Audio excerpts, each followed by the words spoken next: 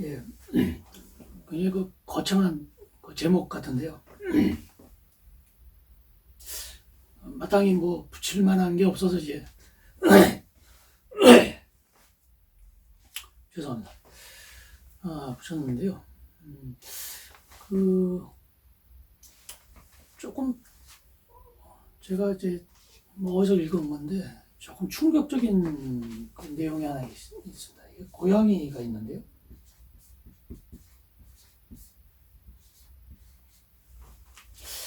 이 고양이가 그 어린 고양이, 그러니까 좀 약간 잔인한 것 같은데, 이 고양이가 고양이가 태어나지 않습니까? 그 고양이를 완전히 밀폐된 어두운 그 상자에다 또는 통에 이렇게 가둡니다. 물론 이제 먹이도 주고 뭐도 어떻게든 하겠죠. 근데 이런 아주 어두운 통에, 밀폐된 통에, 물론 이제 사는데 지장 없게 이렇게 만들었겠죠. 고양이를 가두고요. 고양이 이렇게 있습니다.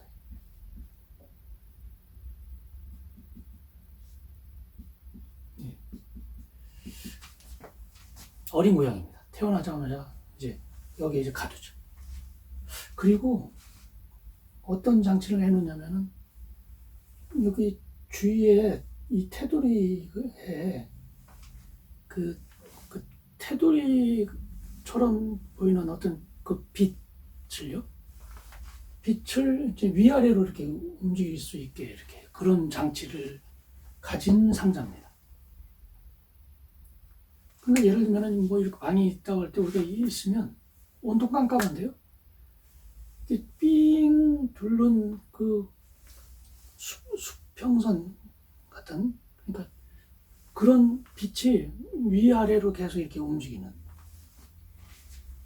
근데 이 고양이는 정보가 이제 그거밖에 없어요. 태어나자마자 갇혔고, 그리고 보는 거라고는 이거밖에 없는 겁니다. 그리고 어느 정도 좀 시기가 지났을 때 이 고양이를 다시 이제 바깥으로 빼낸 다음에 다시 이런 또 실험을 했습니다. 어떤 지냐면 이제 고양이 있을 때 위아래로 이제 자극을 이런 자극을 주잖아요. 그러면은 이 고양이는 거기에 대한 반응을 합니다.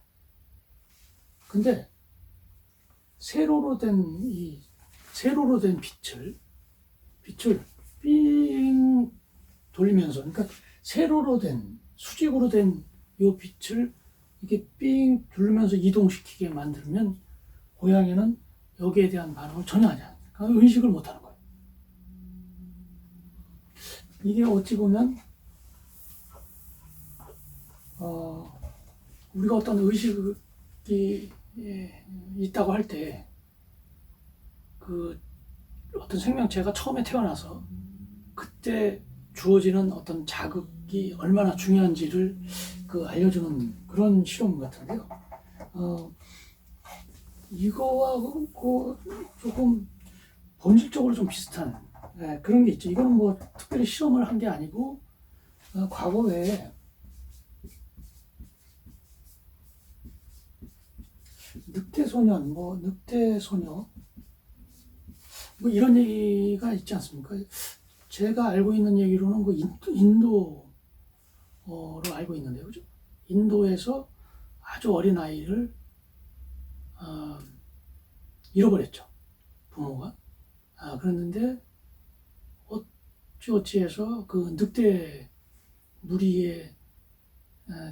무리가 그 아이를 젖을 먹어서 키우게 되는 아주 희한한 일이 발생했죠. 굉장히 좀 특이한, 드문. 근데 그래서 그 아이를 나중에 이제 사람들이 발견하고 대략 뭐 10살 안팎 정도 되는, 그죠?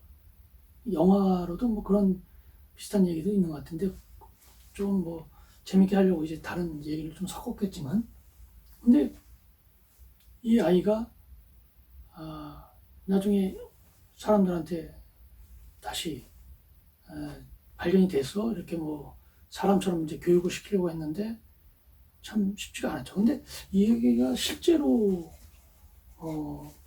기반으로 한 그런 얘기인 것 같습니다.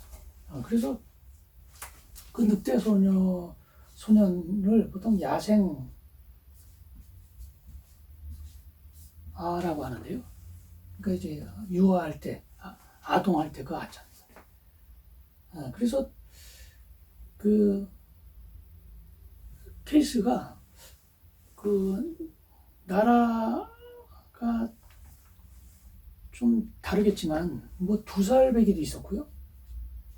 그리고 뭐 7살도 있었고, 그 다음에 12살 또 케이스가 그런 경우가 있었다. 그래서 이 아이들이 아주 다급할 때는 4발로 막 뛰어다니고, 우리가 얘기하는 이제 기는 건데 마치 이제 늑대가 뛰듯이 그런 식으로 하고, 언어는 전혀 발달되지 못했고요.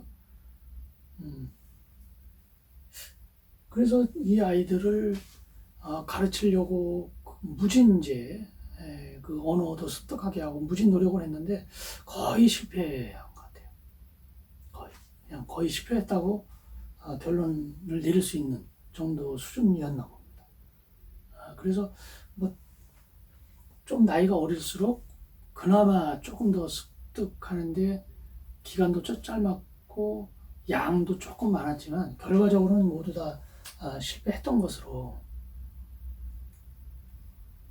그래서 이것으로 봐도 우리가 이제 아주 어린아이 때 어떤 자극을 통해서 그 자극이 주어지느냐, 그런 환경에 따라서 어떤 의식 체계라든지 어떤 우리의 어떤 생체 반응이라든지 그런 게 결정이 된다는 어떤 케이스가 될 것 같은데요. 그래서 어떤 유아 시절에 아주 그 캄캄한 그런 데서 그 우리가 어린아이 보면은 왜 그 몇 달 조금 지나면은 빛에 대해서 뭐 몇 달까지는 아니어도 태어난 지 좀 지나면은 이제 빛에 대해서 반응을 하고, 그 다음에 이제 엄마 아빠 얼굴도 이렇게 보면서 약간 반응도 하고 하지 않습니까? 그죠? 그런데 그런 어떤 자극이 주어지지 않으면, 완전히 이제 차단을 시켜버리면 결국은 어떤 눈의 어떤 구조라든지 이런데 결함이, 그러니까 아주 지극히 정상적인데도 불구하고 결국은 결과적으로 나중에 이제 맹인이 되죠. 실명은 원래 이제 보다가 못 보는 거지만 애초부터 이제 그 이유가 처음에 눈이 있고 이제 뇌가 있으면은 여기에서 어떤 시신경이 좀 전달이 돼야 되는 거 아닙니까? 그런데 어떤 자극이 있어야 그 자극을 받아서 이 시신경이 이쪽 뇌에 그 어떤 신경계통에 그 연결이 돼서 시냅스를 통해서 어떤 화학물질을 통해서 이게 자꾸 연결이 돼야 될 거 아닙니까? 근데 이게 없으면, 그런 자극이 없으면 그런 활동을 하지 않겠죠.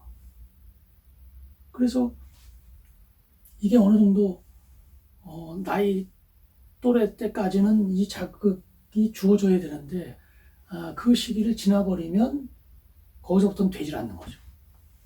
나중에 자극이 주어져도. 왜냐면 이게 만들어질 시기가 어느 정도 정해져 있는데 그 시기를 이제 지나버린 거죠. 그러면 이제 맹인이 돼요. 그러니까 이런 거를 봤을 때 우리는 어떤 초창기 때 어떤 자극을 받냐. 그러니까 그 얘기는 정말 맞는 얘기 같아요. 2살 버릇이 80까지 간다는 그런 게 초창기 때, 그러니까 그 유전자가 무엇이냐에 따라서 또 굉장히 또 대단히 중요하지만 아주 어린 시절에 어떤 자극을 주느냐에 따라서 그 시냅스의 연결이 어떤 식으로 되고 그 연결이 계속해서 그런 자극이 계속 가다 보면은 그게 강화가 되고 그런 쪽으로 이제 계속 발달이 되는 거죠. 그래서 그 어린 시절에 그 우리가 품었던 어떤 뭐 종교적 뭐 어떤 신앙이나 또는 뭐 정치적 뭐 신념이라든지 뭐 이런 것들이 예를 들면 뭐 모태신앙 같은 경우는 나중에 어떤 그 종교에 대한 어떤 회의가 들어도 근본적으로 그거를 거부하지는 하는 경우는 좀 드문 것 같아요. 그러니까 이미 어린 시절에 그렇게 어떤 그 뇌의 어떤 시스템, 뇌신경의 어떤 시스템 자체가 그렇게 강화되어 있고 마찬가지로 어떤 정치적 어떤 신념, 그러니까 예를 들면 어떤 그 보수적 또는 진보적 그런 시스템이 한쪽으로 이제 강화가 되면 이미 그 강화된 상태에서 보수에서 진보로 가거나 이렇게 가기는 쉽지가 않다. 새로 엄청난 그 어떤 자극을 준다든지 예를 들면 뭐 그 전기 제품 같은 경우 그런 거 같은 경우는 아주 고압 그 엄청나게 높은 전압을 걸어서 아주 높은 전류를 흘려주면은 이게 시스템이 완전히 이제 뭐 망가진다든지 어떤 식으로 이제 뭔가 크게 변화가 있을 거 아닙니까? 그러니까 그러지 않는 한 바뀌기가 쉽지가 않은 것이 그런 연유에서 그런 게 아닌가. 그래서 결론적으로 이제 우리가 어떤 기본적인 어떤 능력이나 또는 뭐 특성 이런 것들은 1차적으로 이제 어떤 물건이냐라는 거죠. 그러니까 그런 영향을 받는데, 그러니까 예를 들면 펜티엄이냐 뭐 펜티엄 3냐 그건 이제 능력의 차이겠죠. 그리고 펜티엄 칩이 있을 수 있고 그거와 다른 회사의 또 칩도 있지 않습니까? 그죠? 그 마치 안드로이드하고 그 다음에 iOS하고 체제가 좀 다르듯이 맞지? 그거는 이제 유전자의 어떤 영향을 받는데 그 이후에 여기에 무엇이 담기느냐는 그 어떤 환경에 따른 어떤 자극이 주어지냐에 따라서 결정이 되는 것이 아닌가. 그렇게 추측할 수 있지 않을까 그런 생각을 해봅니다. 예. 다음 영상에서 뵙겠습니다.